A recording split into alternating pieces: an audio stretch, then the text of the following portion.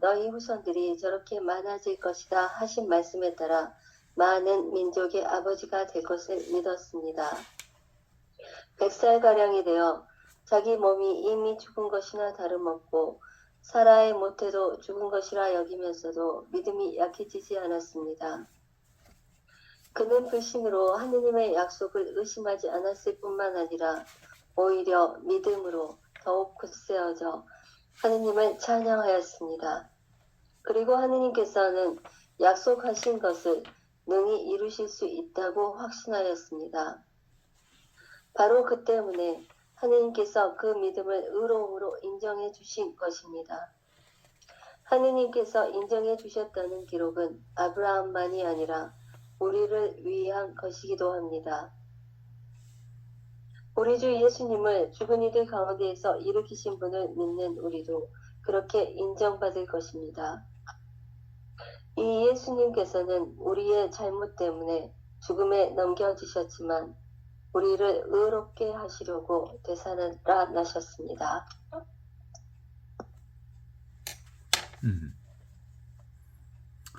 오늘 18절부터 나오는 말씀은 아브라함 믿음, 아브라함 믿음으로부터 얘기가 시작이 되는데, 아브라함 믿음을 한번 우리가 구체적으로 좀 보면, 아브라함의 믿음은 무슨 믿음이에요? 이스라엘 백성의 믿음이죠.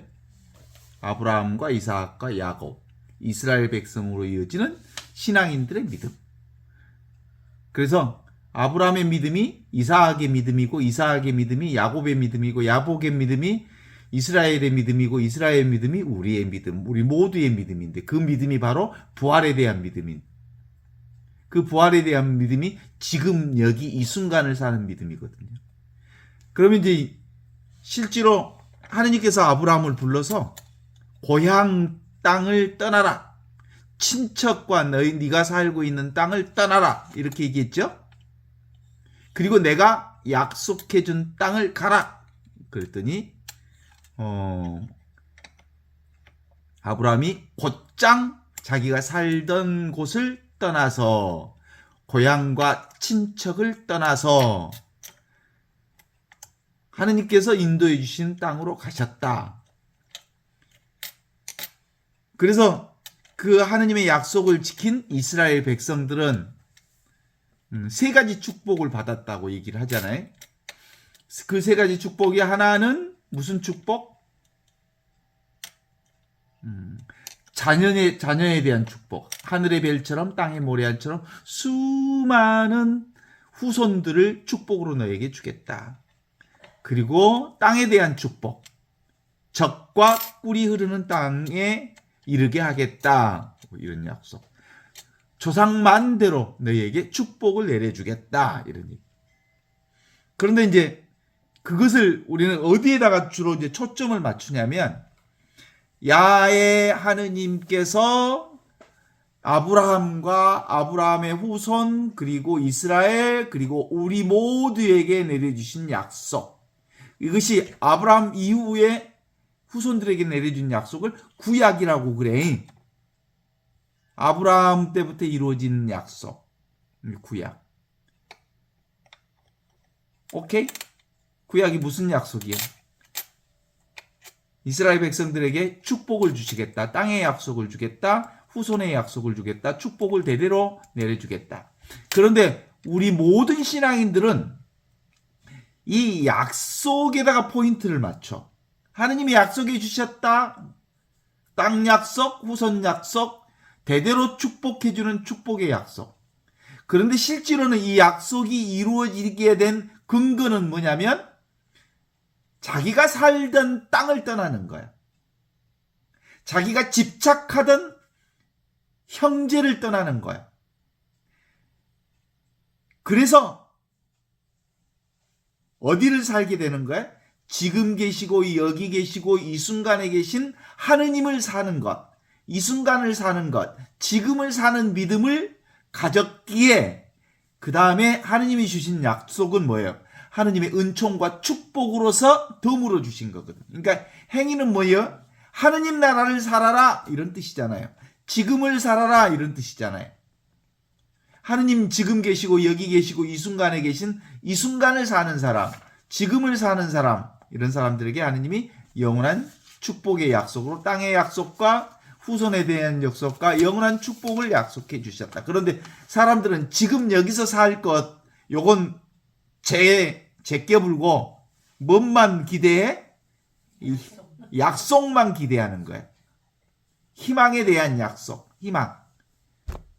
근데 실제로는 지금을 살아야, 이 순간을 살아야, 살아계신 하느님을 살아야 약속이 이루어진다.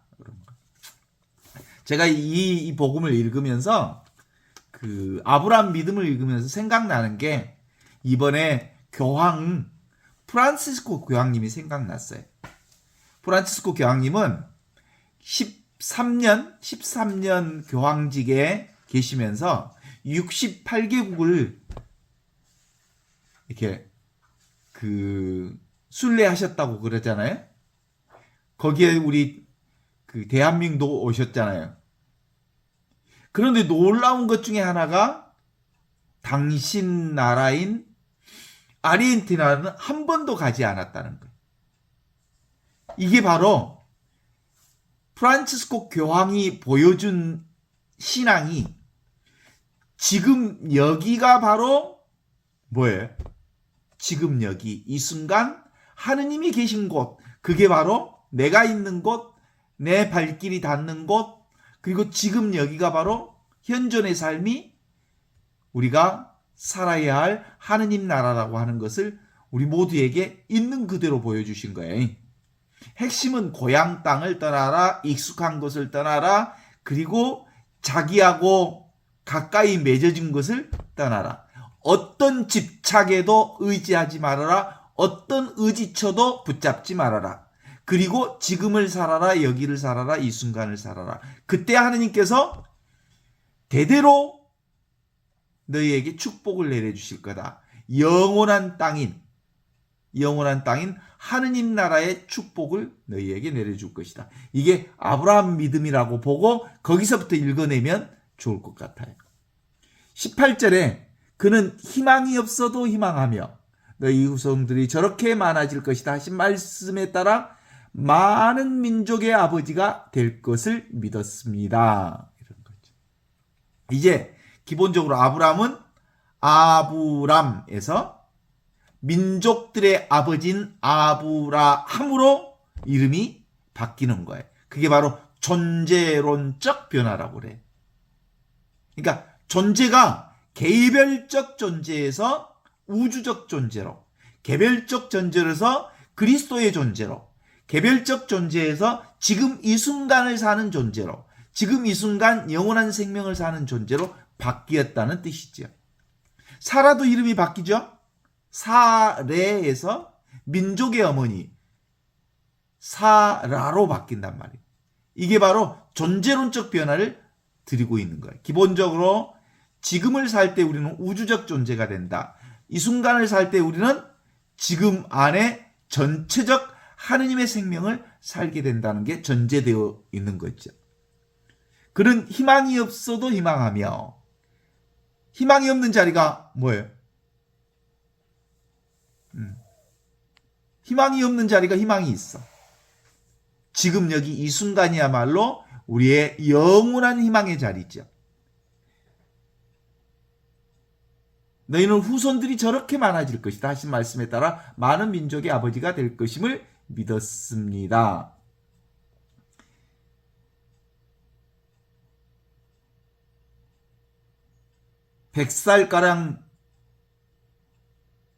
백살가량이 되어 자기 몸이 이미 죽은 것이나 다름없고 살아야 못해도 죽은 것이라 여기면서도 믿음이 약해지지 않았습니다. 믿음이 약해진다는 건 무슨 뜻이에요? 이게 바로 의심한다는 거예요. 지금을 사는 것을 의심하는 거예요. 이 순간을 사는 걸 의심하는 거예요. 그래서 영원한 생명의 아버지가 지금 여기 있음을 의심함으로써 아브라함은 땅에 얼굴을 대고 엎드려 있으면서도 속으로는 우스워서 나이 100살의 아이를 보다니 사라도 살이 다 되었는데 어떻게 아기를 낳겠는가 하고 중얼거렸다. 창세기 17장 17절에 나오는 말씀이거든요. 아브라함의 이 웃음을 의심으로 보지 않고 어떤 성경은 이걸 희망의 표현으로 보는 유대교의 문헌이 있다고 그래요. 유대교는 이걸 희망으로 보는데 실제로는 그리스도교에서는 이 아브라함의 웃음, 그래서 사라가 난다고 하는 천사의 애언에 따라서 아브라함이 웃었다 그래서 아들 이름이 뭐예요? 이삭이 이삭. 웃긴다, 웃는다라는 뜻으로. 그 얘기는 뭐예요? 아브라함이 지금 여기 이 순간 살아계시며 우리를 살려주시는 하느님에 대한 믿음을 믿지 않았다는 거예요. 오케이? 아브라함과 사라가 나이 탓에 자녀를 가질 수 없는 상태. 그건 뭐예요? 인간의 생각이지. 그치? 바울은 일종의 이것을 죽음으로 설명합니다.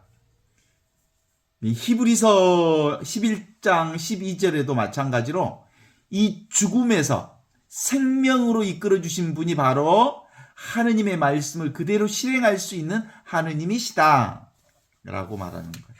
우리 인간의 눈으로 보면 어떻게 99살, 90살이 넘은 사라에게서 아기를 낳을 수 있겠어? 인간에게는 죽음이지.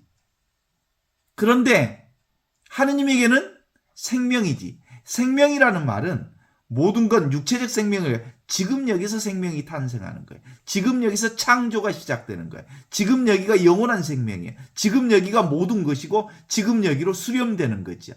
그래서 지금 여기 이 순간이 바로 알파요 오메가이면서 시작이요 마침이고 시작 이전의 시작도 여기고 시작 이후의 시작도 여기고 마침 이전에 이것도 이거고 마침 이후에 이것도 이거라는 걸 전제하고 있는 것이죠. 20절 읽어보겠습니다. 그의 이 불신으로 아브라함이 웃어불었어. 무슨 생각 때문에 웃어불어? 인간의 생각으로 웃어불었단 게 이건 죽음의 상태, 믿음이 없는 상태죠. 지금 여기 성성적적하게 살아계신 하느님을 믿지 않는 이 불신으로 하느님의 약속을 의심하지 않았을 뿐만 아니라 오히려 믿음으로 더욱 굳세어져서 하느님을 찬양하게 되었다. 그리고 하느님께서는 약속하신 것을 능히 이루실 수 있다고 확신하였다. 바로 그 때문에 하느님께서는 아담의 믿음을 의로움으로 인정해 주신 것이다. 이렇게 표현하고 있죠. 그러니까 하느님 약속에 대한 아브라함의 믿음을 아브라함이 하느님께 영광을 드린다는 바울이 이렇게 해석하고 있는 거지. 인간은 하느님을 알면서도 하느님을 받아들여서 섬기거나 감사하기는커녕 오히려 인간의 생각이 호황해져서 인간의 어리석은 마음이 어두움으로 가득 참으로써 사실은 인간의 생각으로 하느님을 보는 거예요. 그러면 90살이 넘은 노친네가 무슨 일을 나냐 이렇게 보는 거죠. 그러나 하느님은 지금 이 순간에 모든 것들이 이루어지기 때문에 생각을 뛰어넘어서 인간의 모든 것을 뛰어넘어서 지금 여기서 이루시는 하느님. 그렇죠? 아브라함은 하느님께서 죽었던 사람들까지도 살리실 수 있다고 믿었습니다. 아브라함은 하느님을 하느님으로 존중한 최초의 인간이죠. 22절 읽어보겠습니다. 바로 그 때문에 하느님께서는 이 아브라함의 믿음을 의로움으로 인정해 주신 것입니다. 이 아브라함의 정의는 바로 믿음의 결과라고 바울이 해석하고 있는 거죠. 여러분도 그 믿음으로 살고 있는 거죠? 그 믿음이 무슨 믿음? 지금 여기 살아있는 하느님의 현존. 하느님은 지금 계시고 여기 계신다고 하는 이 믿음. 23절 읽어보겠습니다. 하느님께서 인정해 주셨다는 기록은 아브라함만이 아니라 우리를 위한 것이기도 합니다. 우리 주 예수님을 죽은 이들 가운데서 일으키신 분을 믿는 우리도 바로 그렇게 그 믿음을 인정받을 것입니다. 그러니까 아브라함의 믿음이 누구 믿음? 우리의 믿음이 되는 거예요. 지금 여기 이 순간 하느님의 현존을 믿는 그 믿음. 그러니까 하느님은 아브라함 때와 똑같이 지금도 우리와 늘 함께 하시는 분이시다. 시간과 공간을 초월해서 하느님의 말씀을 믿는 사람에게는 바로 하느님은 아브라함뿐만 아니라 아브라함처럼 믿어서 하느님과 아브라함과 연결된 모든 사람들도 아브라함처럼 그 믿음의 축복을 내려주실 거라고 말씀하시는 거지. 24절 우리를 위한 것이기도 합니다. 우리 주 예수 그리스도 예수님을 죽은 이들 가운데서 일으키신 분의 믿는 우리도 그렇게 인정받을 것입니다. 25절 이 예수님은 우리의 잘못 때문에 죽음에 넘겨지셨지만 우리를 의롭게 하시려고 되살려 주셨습니다. 이게 바로 바울 이전에 있었던 신앙 고백이 이제 예수 구원의 죽음과 부활과 연결시킨 이 부분에서 온전히 이제 드러나고 있죠. 예수를 만나기 전에는 이런 부활 신앙을 갖지 못했지만 바울이 예수를 만나면서 지금 여기 살아계신 하느님이 바로 예수와 함께 있는 그리스도라고 하는 부활하신 그리스도라고 하는 것을 알게 되었죠. 이게 아브라함의 문제는 아브라함 신앙의 문제는 지금도 우리에게 늘 연결되어지는 믿음입니다. 아들을 주시겠다는 하느님의 약속도 믿고 폐경기를 다한 폐경기가 뭐야? 99세면 이미 오래된 아내의 침실에 드는 늙은이가 순결하고 장엄한 이 놀라운 믿음을 가졌다는 것은 바로 아브라함은 하느님을 지금 여기 이 순간에 계신 현존하신 하느님을 믿었다는 증거입니다. 우리도 우리 주 예수 그리스도를 죽은 자들의 가운데서 살리신 하느님을 믿는 것입니다. 이게 바로 부활의 믿음입니다.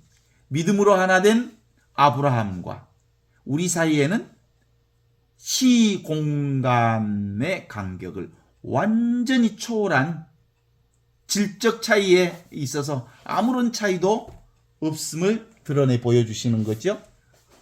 동의하십니까? 이게 바로 아브라함의 믿음이 누구 믿음?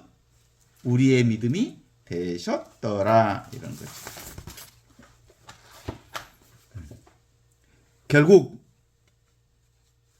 부활신앙은 무슨 신앙이냐면 경계가 사라지는 신앙. 우리 인간은 대상 경계를 끊임없이 나누어서 보는 신앙이라면 바로 부활신앙은 경계 없음의 신앙. 나이도 없고 시공간의 차이도 없고 지역도 없고 그리고 친척과 그 어떤 것에도 의존하지 않는 신앙. 이게 바로 부활신앙이고 그 부활신앙을 바로 아브라함 시기 때부터 보여주셨다. 이 얘기를 우리에게 전해줍니다. 그러니까 기본적으로 예수님이 하신 말씀이 아브라함에게서 그대로 이루어지죠. 나는 이 세상 사람이다.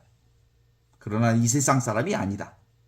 이 시공간에 살지만 시공간을 초월했다. 나는 시공간에 이 세상을 있는 그대로 살지만 이 세상을 전혀 집착하지 않음으로써 이 세상에서 하느님 나라를 살고 있다. 어때요?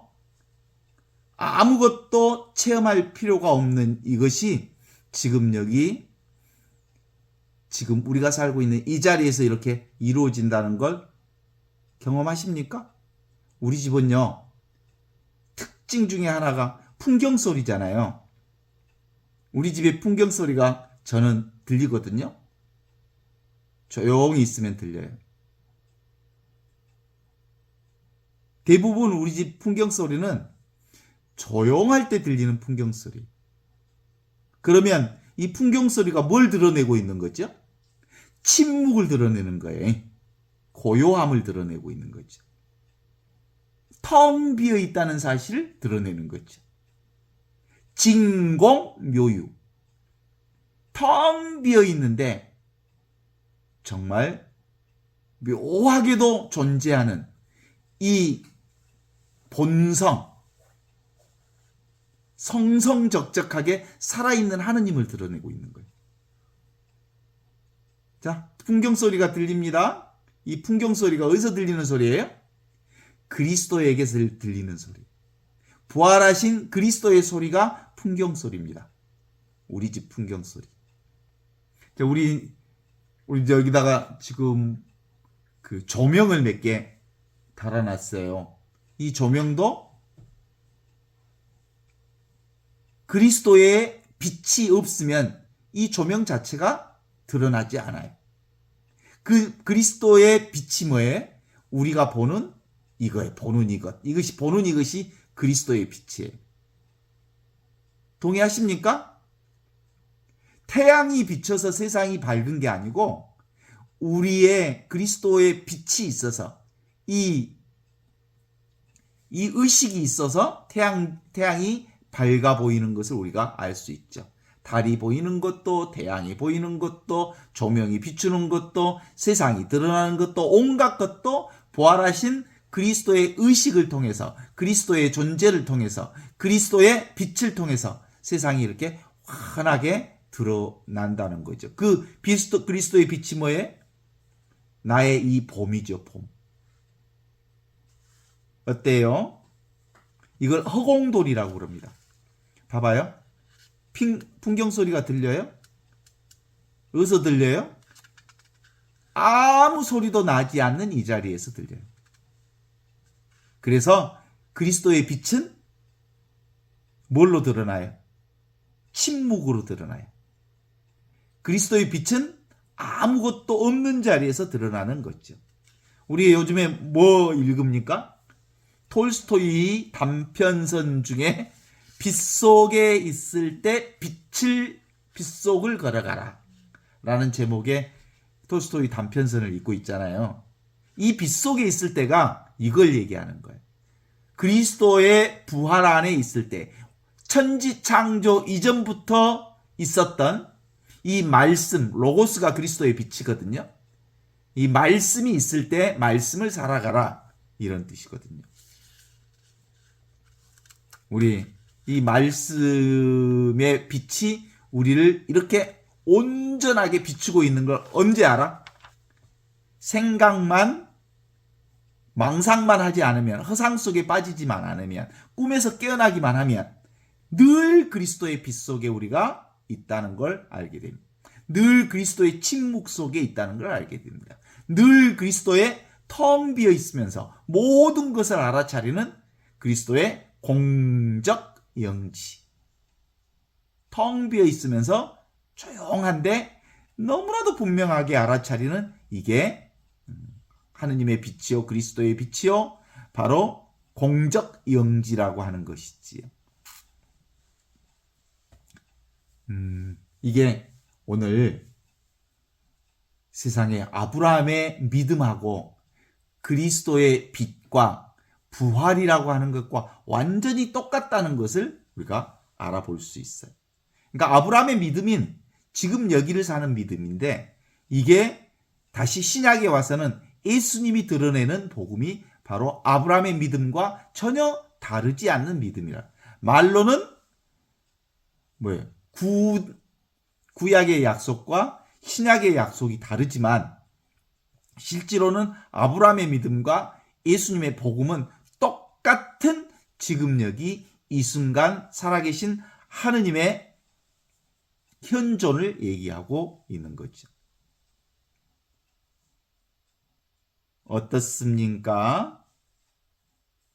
우리가 공부하기 전에는 아브라함 믿음하고 예수님의 복음하고 다른 줄 알았죠? 그런데 알고 봤더니 구약의 아브라함의 믿음과 예수님의 복음이 똑같다라는 것을 경험하게 될 수 있습니다. 이 비밀을 누가 알까? 이 비밀을 누가 알까? 성령을 통하여 우리에게 전해주신, 그리스도를 통하여 그리스도와 함께 그리스도 안에서 부활하신 그리스도를 온전히 만난 자들이 알 수 있는 거죠.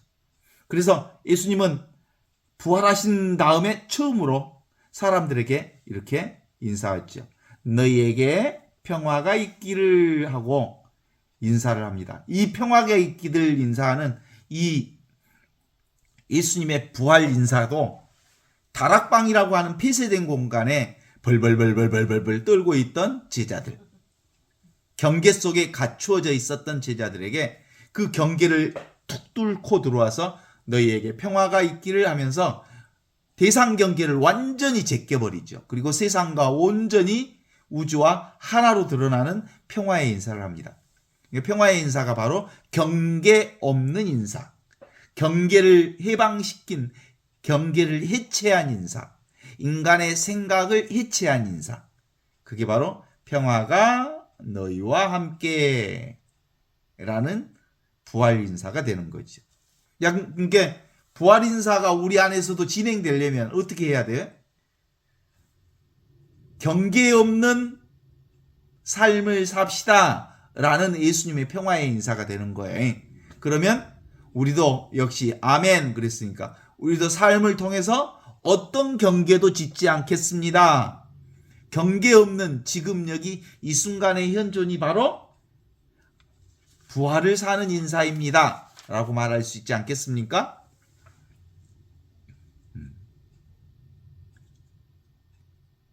아무것도 잡지 않을 때 하느님께서 우리에게 하느님의 은총과 축복을 통해서 우리에게 부활의 체험을 해주게 하신 거죠. 오늘 우리 독서하고 복음에서도 사도행전 전체가 예수의 부활 체험을 한 초대교회의 역사를 얘기하고 있습니다. 초대교회의 역사가 바로 경계 없음을 드러내는 역사. 이게 초대교회의 역사고 그 초대교회의 역사가 바로 오늘 니코데모와의 대화를 통해서 다시 태어난 역사. 이게 바로 부활 역사임을 우리에게 보여주시잖아요. 그 부활 역사가 어떻게 이루어지는 역사냐면 지금을 살고 여기를 살고 이 순간을 사는 역사로 이렇게 이루어집니다. 우리가 몸만 치우면 크게 가리고 있는 대가리 꼴통만 치우면 있는 그대로 뭐예요? 그리스도의 평화, 부활의 삶이 우리 안에 온전하게 들어져 있다는 걸 보여주시는 거죠. 이대로 평화다.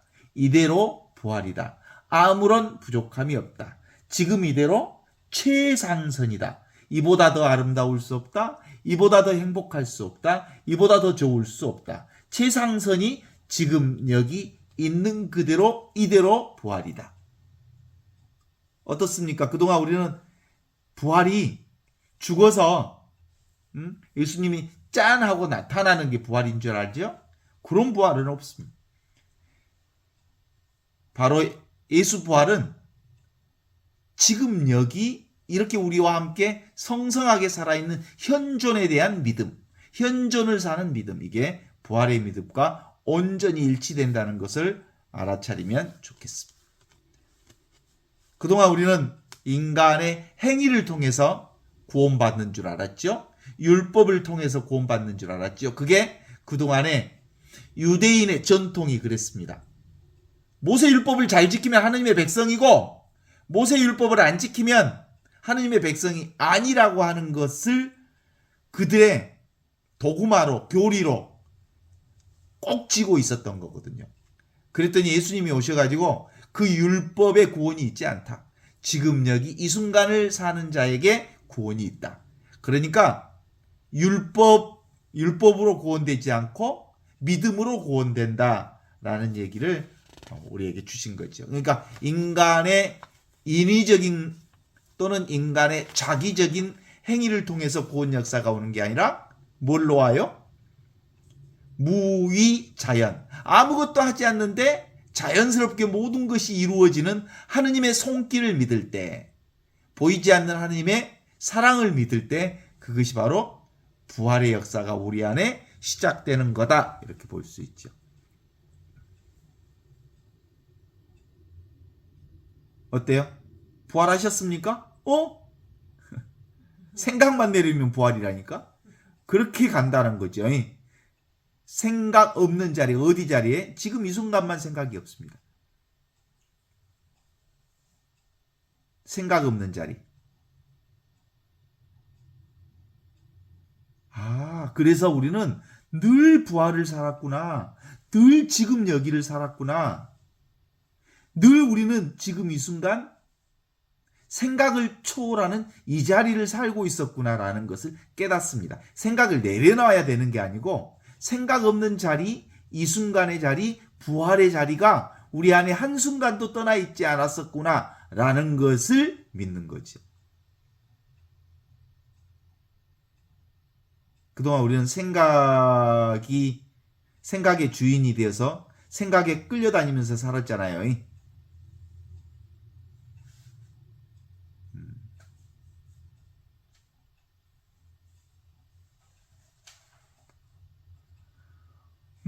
좋습니다. 이 생각이 없는 자리가 바로 지금 이 순간 이 자리라는 것을 경험한다면 옛날 그 사람도, 옛날 아브라함도, 옛날 모세도, 옛날 엘리야도, 옛날 에레미야도, 옛날 모든 선지자들도 다 지금 여기만을 살았다는 것을 안다면 지금 여기를 살 수 없는 사람은 하나도 없어요. 그들도 지금 여기 있습니다. 그게 바로 우리가 발견한 부활 생명의 역사. 이게 바로 새 하늘, 새 땅의 역사입니다. 이 부활의 눈이 탁 떠지면 나도 아름답고 세상도 아름답고 우리가 보는 온 천하가 이렇게 아름다울 수 있는 것은 내가 사는 게 아니라 그리스도가 살기 때문에 그래. 내가 사는 게 아니라 이제 삶이 나를 살기 때문에 그래. 아따 삶이 나를 산다는 말을 이제 알겠어. 그동안 내가 나를 산 줄 알았지. 그러니까 실제로는 삶이 나를 살려주고 있었던 거지요. 그동안 수많은 시행착오 끝에 드디어 오류를 수행해 나가는 공부가 바로 부활을 깨닫는 공부지. 우리가 그동안 망상하면서 허상을 짓고 살았다는 것을 알면 우리는 한순간도 부활을 살지 않은 적이 없다라는 것이지. 그래서 부활의 역사는 엄마 뱃속에 들어갔다 나오는 새로 태어나는 역사가 아니고 생각만 딱 내려놓으면 원래부터 우리는 이 부활을 살고 있었네 라는 것, 원래부터 하느님의 생명을 살고 있었네 라는 것을 깨닫는 역사라고 말할 수 있습니다. 이제 우리가 나 자신에게 늘 물어보아야 할 부분도 있습니다. 내가 무엇을 원하는지, 무엇을 원할까? 편안하게 살려는 것을 원할까? 제 역사를 보면 그래. 사실은 제가 숨을 쉴 수가 없었어요. 너무너무 힘든 상황에 그 답답함이 최고조로 달았을 때 숨을 쉴 수가 없었어요. 이러다가 죽을 수도 있겠다라는 생각이 있었어요. 그래서 사실상 제가 이 공부하게 된 기본 흐름은 안 죽으려고 공부했지. 안 죽으려고 이 공부했어. 정말 살고 싶어서. 숨을 쉬고 싶어서.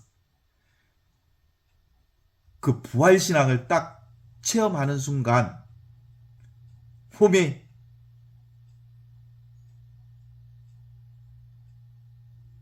죽어야 산다는 걸 알았어. 안 죽으려고 이 공부했는데 실제로는 죽어야만 영원한 생명을 산다는 걸 알게 된 거죠. 그러고 보니까 사실상은 이미 나는 죽을 애가 사실 없었어. 허상이었어. 이미 하느님이 나를 살리고 있는 거지 내가 산 적이 한 번도 없었던 거죠. 그래서 이제 내가 사는 게 없으니까 나를 내려놓았기 때문에 비로소 하느님이 나를 살리고 있고 삶이 나를 살고 있다고 하는 것을 믿음으로써 이제 더 이상 내가 특별히 노력할 이유가 없어. 하느님이 나를 당신의 도구로 쓰고 있다는 걸 아니까 그냥 살면 돼. 그냥 사는데 이제 그분이 나를 참 잘 써. 봐봐. 내가 뭘 운전하면 사고도 치고 뭐 그러잖아요. 내가 내 인생 운전하면 내 인생을 하느님이 운전하면 어떻게 할까? 안전운전 하겠지. 사고 칠까? 하느님이 내 인생을 운전하는데 그리스도가 나의 삶을 운전시키는데 사고 칠까? 사고는 인간의 생각이 사고를 치는 거지 그리스도께 나의 인생을 온전히 내려놓으면 그분이 나의 삶을 인도하게 되죠. 그래서 그리스도를 통하여 그리스도와 함께 그리스도 안에서 성령과 하나 되어 전능하신 천주 성부께서 당신의 영예와 영광을 영원히 드리는 삶이 나를 통해서 이루어지는 것들을 경험하고 그리고 그것을 우리 구체적인 삶을 통해서 실증하는 삶을 살게 된다는 말씀이죠. 어때? 드디어 부활을 산다는 건 뭘 사는 거예요? 진짜 나를 사는 거지. 그쵸? 그걸 진화라고 그래. 부활한 인생, 부활의 나를 진화라고 그럽니다. 참나라라고 합니다. 이 부활의 나는 위치 없는 참사람. 구체적으로 어떤 위치를 점유하고 있기에 모든 곳에서 모든 이가 되는 삶이 바로 부활하는 삶의 사람이라고 말할 수 있죠. 옴니부스 옴니아. 모든 이에게 모든 것이 되는 삶.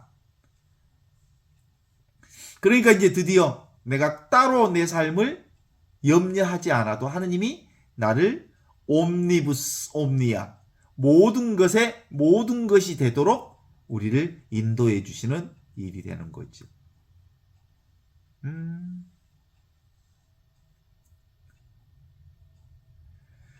그래서 자기 생각이라고 하는 게 지금 여기 이 시공간 안에서 우리가 살고 있는데 시공간 안에서 살고 있는 이 세상이 바로 시공간의 세상이잖아요. 우리가 살고 있는 세상이 이 시공간의 세상. 우리가 경험하는 것은 모두 다 이 세상 경험을 하고 있어. 이 세상만 경험하지 사실. 상을 경험하지. 이미지를 경험하지. 왔다 가는 것들을 경험하지.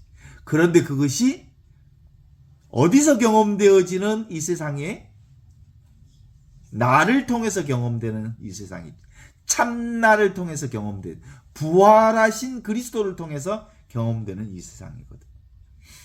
오늘 그 진해에서 오신 선생님들하고 부산에서 오신 선생님들하고 진해에서 나주로 부산에서 나주로 오셨는데 뭐 하려고 하셨어? 물어봤지? 뭐 하려고 왔어? 누가 오게 했어? 그리스도가 오게 한 거죠. 지금 여기. 사실은 부산에 있을 때도 지금 여기 이 그리스도로 살고 있었고 진해에 살고 있으면서도 지금 여기 이 그리스도로 살고 있었고 나주에 와도 지금 여기 이 그리스도로 살고 있으니까 사실은 진해에서 나주로 오고 부산에서 나주로 왔지만 실제로는 그리스도를 통하여 그리스도와 함께 그리스도 안에서 성령 안에서 있는 거지.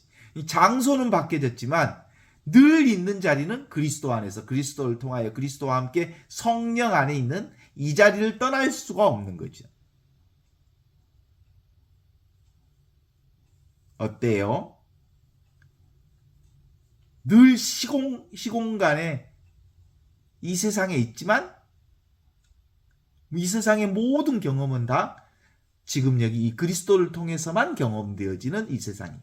그러니까 이 세상을 살면서도 우리는 그리스도를 한순간도 떠날 수가 없어. 그 무엇을 해도, 어디를 가도, 어떤 사람을 만나도. 그래서 요즘에는 이제 프란치스코 교황님 떠나셨지만 떠난 적이 없잖아요. 그리스도 안에 있으니까. 그리스도와 함께 있으니까. 그리스도를 통하여 성령 안에 있으니까. 이 믿음이 우리가 바로 영원한 생명을 산다는 증거를 드러내는 거거든요. 따라서 그게 바로 유무상통을 표현하고 있습니다. 있는 것과 없는 것은 완전히 하나로서 서로 상통하고 있다는 거죠. 깨어있는 세계와 잠자는 세계가 다 지금 여기 그리스도와 함께 있는 세계, 그리스도 안에서 이루어지는 세계고요. 그리스도를 통해서 이루어지는 세계이기 때문이죠. 지금 여기 당장 이대로가 바로 그리스도 안에서 그리스도를 통하여 그리스도와 함께 이루어지는 얘기라고 말할 수 있습니다. 그래서 이걸 보는 것이 이게 그리스도의 생명이거든요. 하늘로부터 내려온 살아있는 생명이 그리스도 생명이잖아요. 제가 그래서 맨날 얘기할 때마다 하늘로부터 내려온 생명이다. 이 말은 뭔 말이에요? 인간의 머리로는 불가사의한 생명, 알 수 없는 생명을 지금 여기 살고 있는데, 이 하늘로부터 내려온 불가사의한 알 수 없는 이 생명을 그리스도의 생명이라고 하는데, 이 그리스도의 생명이 바로 영원한 생명이라고 볼 수 있는 거예요. 이 그리스도의 생명이 바로 보는 거 이거잖아요. awareness, 의식을 얘기하는 거. 이 의식이 바로 납니다. 이 의식이 바로 그리스도이고요. 그래서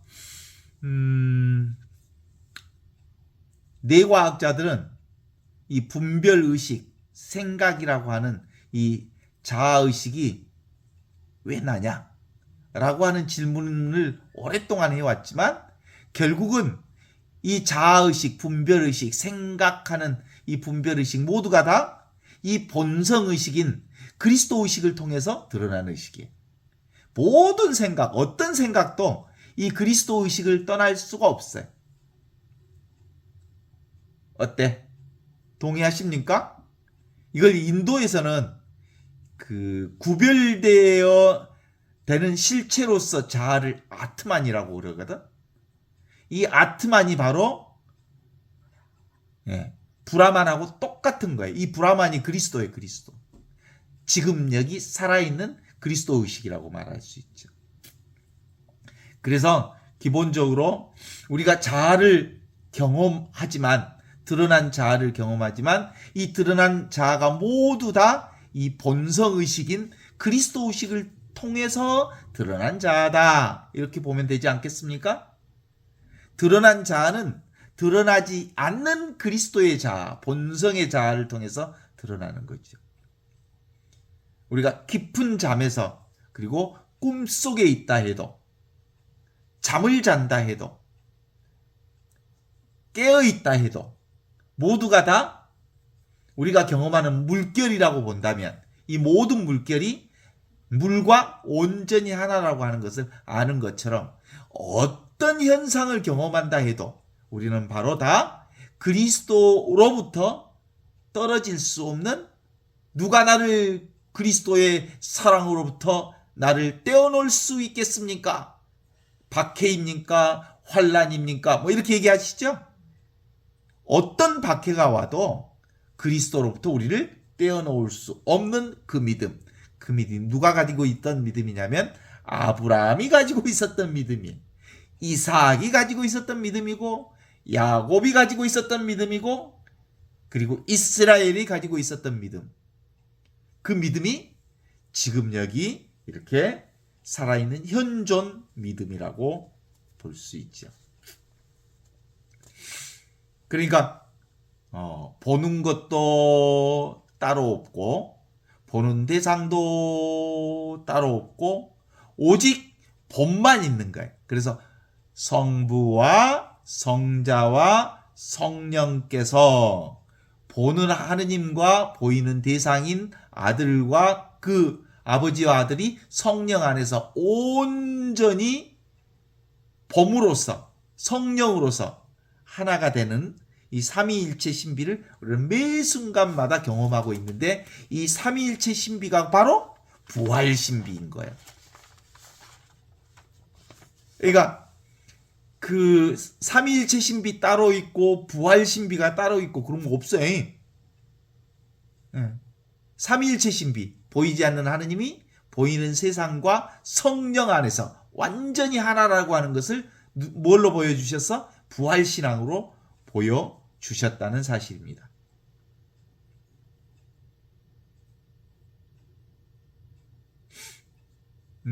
여러분 뭘 원하십니까?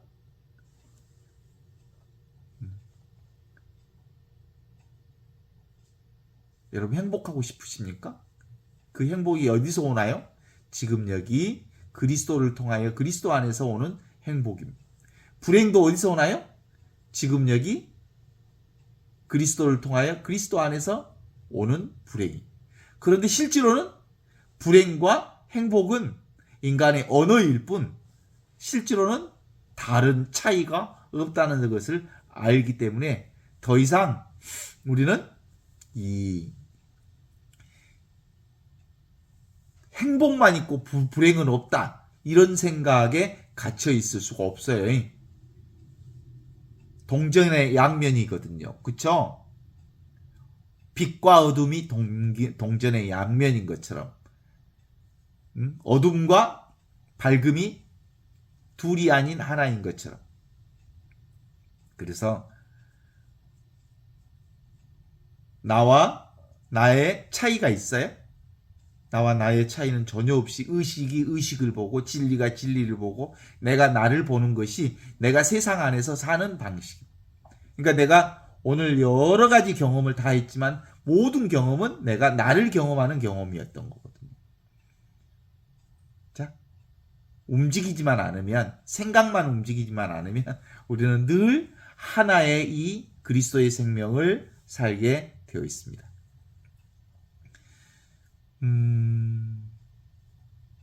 우리가 이제 함께 언젠가 또 우리도 꽃들에게 희망이라고 하는 책을 한번 읽어보고 싶은데, 꽃들에게 희망을 준다는 것은 생명들에게 희망을 준다는 거고, 살아있는 것들에게 희망을 준다는 거거든요. 살아있는 것들에게 희망을 주는 유일한 방법은 뭘까요? 내가 나라고 하는 개체 속에 갇혀 있으면 희망을 못 줘. 지 욕심만 부리고 지 생각만 하면. 그런데 나라고 하는 이 풀입자루로부터 완전히 빠져나와서 전체 생명과 하나가 될 때 모든 생명에게 희망을 주는 꽃들에게 희망이 되는 생명의 역사를 살게 된다는 거거든요. 이게 바로 꽃들에게 희망을, 이게 다른 말로 표현하면 뭐예요? 부활신앙을 사는 거예요. 꽃들에게 희망이 바로 부활이에요. 애벌레에서 나비가 되는 게 부활인데, 사실상 애벌레가 나비가 되는 부활은 우리가 이미지로 형상화된 부활이고요. 실질 부활은 애벌레 자체가 나비라는 사실을 깨닫는 거예요. 이게 바로 그 하나의 메타포라고 말할 수 있는 신성 불가침의 신앙입니다. 지금 여기 이 순간에는 어떤 생각도 끼어들 수 없는 거룩한 순간. 그래서 우리가 이제 미사 때 늘 거룩하시다를 복음을 3번 하잖아요. 거룩하시다, 거룩하시다, 거룩하시다 이렇게 고백하잖아요. 이 거룩하시다는 고백을 3번 하는 이유는 뭐예요? 성부와 성자와 성령께서 거룩하시다라는 걸 고백하는 거거든요. 그러면 성부와 성자와 성령이 어디 계셔? 지금 이 순간에 계시잖아요. 지금 이 순간에는 그 어떤 생각도 침범할 수 없는 신성불가침의 순간이기 때문에 우리가 미사를 할 때마다 지금 이 순간 살아계신 하느님을 찬양하는 노래 중에 최고의 노래가 바로 Sanctus 상투스 상투스라는 고백을 통해서 지금 이 순간에 우리의 삶이 얼마나 거룩한지를 고백하는 신앙의 고백 중에 최고의 고백이라고 말할 수 있죠. 어떻습니까? 태양이 아무리 환하게 울린다 해도 비춘다 해도 뭐예요? 그건 지금 여기 이 순간 나의 의식을 통해서 지금 여기 이 순간 그리스도 의식을 통해서 태양빛을 우리가 경험할 수 있잖아요. 그러니까 지금 여기 이 순간에 내가 보는 나의 의식이 태양빛보다 훨씬 밝은 빛이에요. 우리가 그러니까 부활절에 그리스도의 빛 할 때 이 그리스도의 빛은 태양빛보다 밝은 빛이라고 하는 거예요. 태양의 의식보다 더 밝은 거예요. 그래서 태양을 비추는 거예요. 태양이 나를 비추는 게 아니고 내 의식이 태양을 비추고 있어서 태양이 드러나는 거예요. 내가 태양을 창조한 거예요. 우리는 매일 매 순간마다 이 창조의 역사를 사는 거예요. 내가 창조주로서 그리스도의 의식을 사는 거예요. 그렇게 부활초를 통해서 그리스도의 빛하고 고백하면 그 그리스도의 빛을 통해서 내가 촛불을 땡기잖아요. 우리 모두가 그리스도의 빛이라고 하는 것을 전례를 통해서 드러낸 행위란 말이에요. 어떻습니까? 이걸 가리켜서 그리스도 의식이야말로 그리스도의 온전한 존재를 드러내는 그리스도를 존재하는 이 부활 신비가 바로 지극한 복락인 지복, 최고의 하느님의 복락을 드러내는 것이다. 이렇게 말하지. 자, 모든 영화는 스크린을 통해서 펼쳐지잖아요. 스크린이 나고 스크린 위에 펼쳐진 영상, 나를 통해서 드러나는 영상. 태양이 찬란하게 태양빛을 비추는 것은 바로 나의 이 의식을 통해서 드러나는 거랍니다. 그래서 일체 모든 말이 끊어진 자리, 그게 바로 지금 여기 이 의식 자리, 이 순간의 자리라고 말할 수 있습니다. 아는 알아차림과 알려지는 알아차림이 알아차림이라고 하는 이 의식 안에서만 이루어지는 것이어서 성부와 성자와 성령의 신비가 이 부활 신비를 통해서 온전히 드러나 있는 이것 때문에 매일 매순간 부활의 찬란한 이 영광을 드러내고 있습니다. 그러니까 기본적으로 그 삼위일체 신비는 끊임없이 내가 나를 만나는 신비를 드러내는 신비여서 진리의 핵심 포인트는 뭐요? 동호 반복을 계속하는 것. 내가 나를 만나는 삶. 진리가 진리를 체험하는 삶. 진실이 진실을 경험하는 삶. 내가 딴짓거리만 안 하면, 생각만 내려놓으면 완벽하게 진실로부터 한 발자국도 떨어져 있지 않는 이 침묵.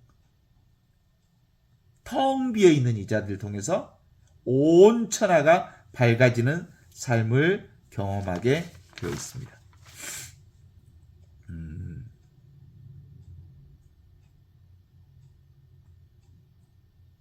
그러니까 가끔 이제 우리가 그 얘기를 한번 같이 나누어 보고 싶은 게 하느님께서 이 세상을 창조하실 때 이 하느님이 뭐 때문에 이 세상을 창조했다고 그래?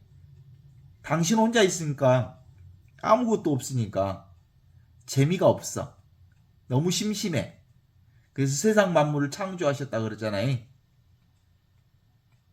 어때? 하느님이 혼자 있으면 아무 피조물이 없으면 너무 심심할 거 아니에요. 그래서 창조한 역사가 피조물을 창조한 역사라고 보는 거예요. 그래서 하나가 둘로 쪼개. 뭘 하기 위해서? 창조하기 위해서.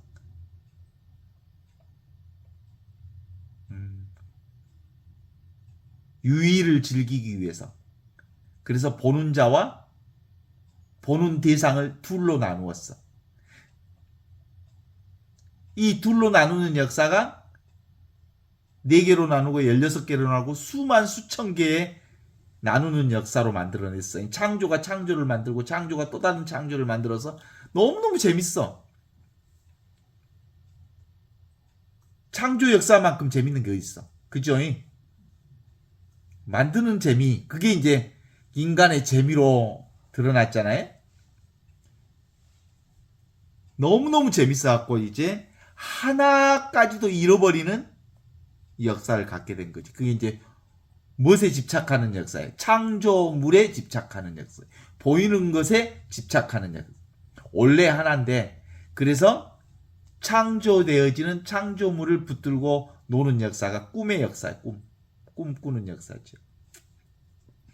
우리가 이 꿈꾸는 역사를 가만히 들여다보면 있는 그대로 너무너무 재밌지만 실제로 이것이 모두 다 창조된 이 모든 것은 창조주를 통해서 그리스도를 통해서 이 세상에 표현되어지는 그림자일 뿐이잖아요.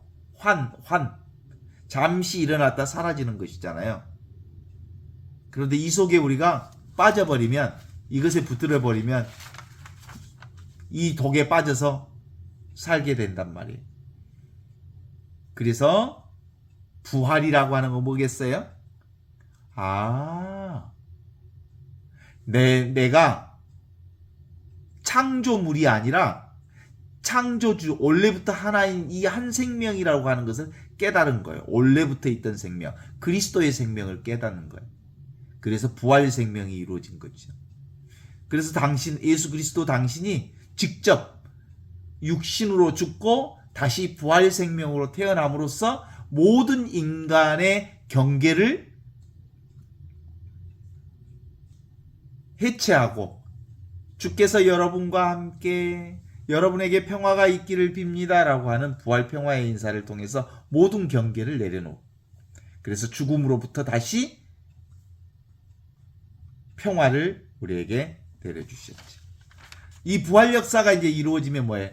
예수님이 직접 두려워하지 말라, 나다, 안심하여라, 용기를 내어라 하신 말씀을 온몸으로 보여주신 거예요. 이제 경계가 없으니까 두려움이 없어진 거죠. 온전히 나로 사니까 이제 따로 그 무엇을 두려워할 이유가 없어지니까 안심이 되고 용기가 되는 거죠. 걸림없는 삶을 통한 자기의 해방 역사. 이게 바로 꽃들에게 희망을 주는 역사이고 모든 생명에 희망을 주는 역사가 나를 통해서 이루어졌다. 이렇게 말할 수 있을 거예요.